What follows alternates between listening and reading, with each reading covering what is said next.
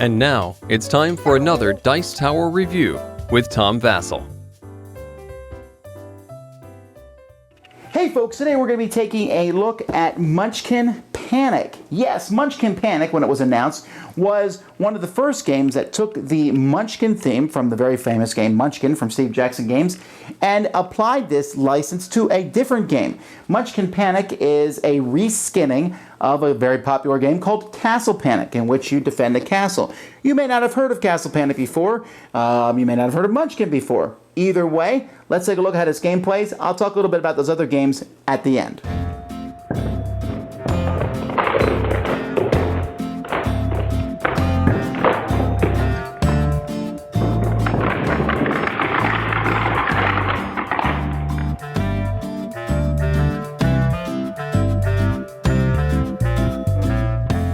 Here's the board itself, which is made up of different rings: forest, archer, knight, swordsman.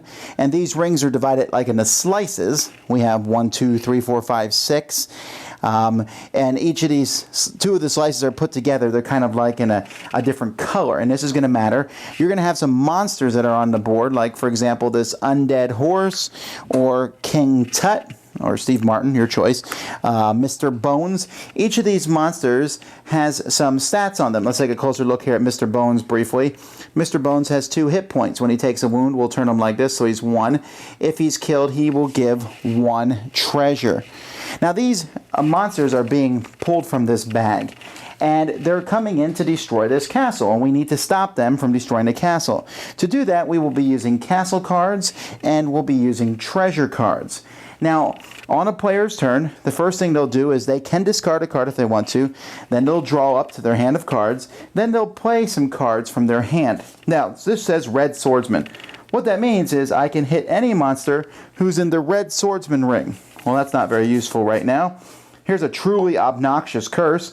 I can compel all players to give me all their hit cards of 1 color or 1 ring. I might do that. I could say Archer or any color swordsman. 3 red swordsmen and then any color swordsman? Man. So that's not very useful to me, but there's all sorts. If I had a red archer, for example, I could ping, hit Mr. Bones for 1. Or perhaps I have, let's see, everyone is out in the archer range, so blue archer. Ping! I just ping the King Tut. Dance all you want, sir. And so, as the time goes by, these cards will be useful. You're also allowed to use treasures if you have a treasure. Some treasures are weapons, which can be used for different things. Like, here's a rat on a stick. I can play to damage a monster for an additional point. But I have to play this with a hit card. Now, you can ask somebody else for help. You're allowed to get 1 card from one other player for help, but you have to make them some sort of deal. Maybe you agree to give them some of the treasure if there's more than 1 treasure on the monster.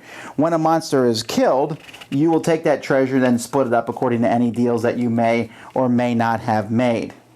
Now, after you've done that, after you played that and got your trophies and added a treasure to your hand, and you can't hoard too much treasure, because at the beginning of your turn, if you have more than 3 treasure, you have to give treasure to the person who has the fewest trophies, dead monsters that they've gotten. But then all monsters are going to move forward 1 if you haven't killed them. And you can see that they come in pretty fast. They're all moving in. If they're next to the wall, they will hit the wall, destroy the wall, and take a point of damage, which may or may not kill them. And you don't get treasure when that happens. If there's no wall there, they'll hit the castle. Boom, same thing. Take a point of damage, and that might destroy them. And if it doesn't, once they're here, then they just start going in a clockwise circle, destroying tower and tower and tower. And you seriously need to kill these monsters, because once the inside castle is gone, you've lost the game. Then at the end of your turn, you're going to place monsters. Depending on how many players, let's say it's a 4-player game, we pull 3 monsters. Here's some lawyers. Ah! And a wannabe vampire. You'll roll a die, and they will start out in the forest ring. So then they'll start moving in. And sometimes you'll pull something like this, Curse, which says lose help on your next turn, which means I won't get any help. So there's all kinds of monsters in this bag. Let's pull some of them out here. We have a gelatinous octahedron, and here we have a floating nose.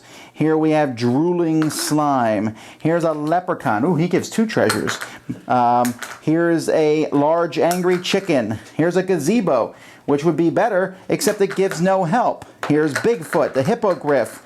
A face sucker, A net troll. Oh man, I hate these net trolls. Now let me look at the net troll here, for example. You'll notice he's 4, 3, and then 2. To get rid of him, you can't just do 1 point of damage. You have to do 2 to do the final blow, which also means if he destroys a wall, he doesn't take a point of damage, so he'll keep going. So any monster that has a low hit point value of 2 or higher are very dangerous, like, for example, this unspeakably awful, indescribable horror. So that's the game. If you manage to go through the whole bag and kill all the monsters, you win the game. If they destroy their castles, you lose the game. Now there's optional rules where each character can take a character card: cleric, dwarf, warrior, thief, elf, wizard, halfling.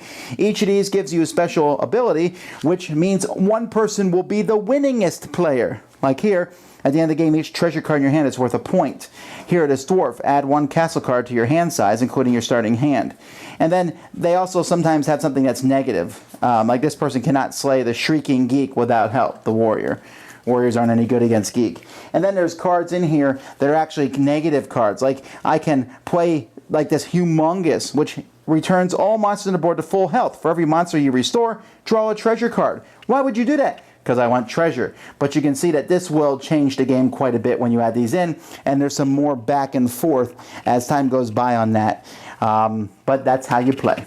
Now, if you've never played this before, cooperative games are very fun. It's fun for all of you to work together and have all the monsters come in. And it's possible that you may have 2 minds about the second half of the game. The cooperative part's fun. It's fun to see the monsters come in. It's fun to get treasures. The humor in the game is funny, you know, like you actually fight a potted plant at one point. Or who's this? A shrieking geek. That looks a lot like me. What? But there's, you know, all these things are going on, and that's entertaining the theme. But there's also, you know, trying to work together and say, okay, we need to stop. This guy's really close. There's a whole pile of people coming here. I need this card. Can you help me?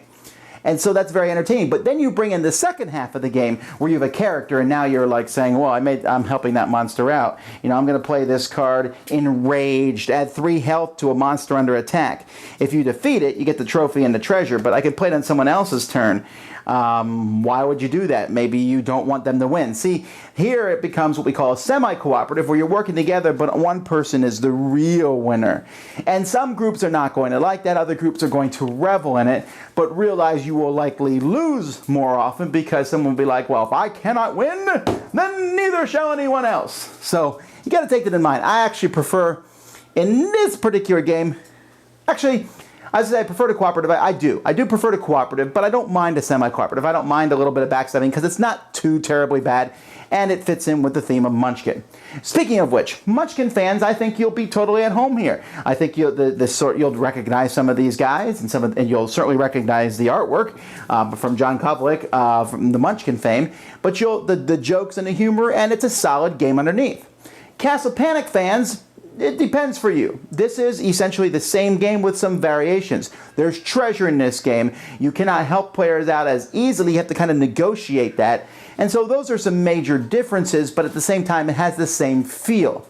Now, I personally prefer Castle Panic a little more right now, not because of the theme. I actually like the Munchkin theme better than the Castle Panic theme, but Castle Panic has an expansion with it, which considerably increases the difficulty of the game and which gives you a much more wow factor when you beat it. Really like Castle Panic plus the expansion. This one may have such an expansion on the way, who knows? I mean, if it's really going to be a Munchkin game, then there really should be 280 expansions. But as a base game, I think this one's going to have a lot of legs. I think a lot of people are going to enjoy it. People who play Munchkin, if maybe you're saying, I've never heard of games like other than Munchkin, try this out. Co-op games are super fun. And if you're someone who has Castle Panic, you don't need this one also because they're both games, but you might like this theme better. Either way, a solid game, Munchkin Panic. Dice Tower Judgment, approved. Thanks so much for watching the Dice Tower videos. Find more great videos and reviews, as well as our top-rated audio podcast at Dicetower.com. You can also find other great shows at DicetowerNetwork.com. I'm Eric Summerer, and you've been watching The Dice Tower. The Dice Tower is sponsored by Cool Stuff Inc., where you can find great games for great prices. Cool stuff in stock. Check them out at CoolStuffInc.com. Zamknij drzwi!